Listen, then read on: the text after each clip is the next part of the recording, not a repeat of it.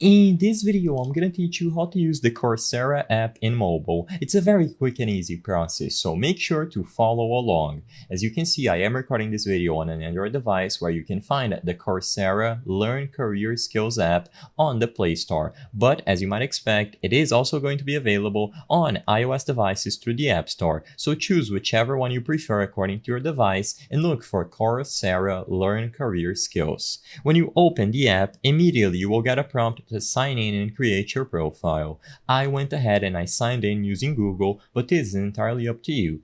Immediately upon signing into a profile, it is going to be set up for you to start learning. So you will be redirected to the Learn section where you can explore courses. You will also have the Explore option, Career, and then Search. Now, in here, you can browse through various courses, browse through popular certificates, and find something specifically tied to you.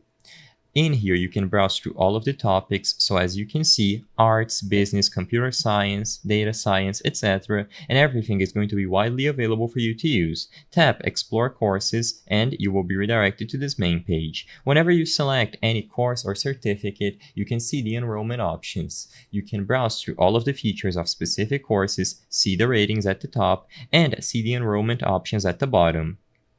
Now, unfortunately, I will not be able to show you this full process, but as long as you subscribe to any of these courses, you can start the enrollment and add a payment method to choose whichever course you prefer to take inside of Coursera. Everything is free to browse through, but you might encounter paid courses, and you will have to attach a payment method to your profile before proceeding. Make sure that the app is up to date and all the new course options are always going to be popping up inside of the latest version of the app when you go over to the Explore tab.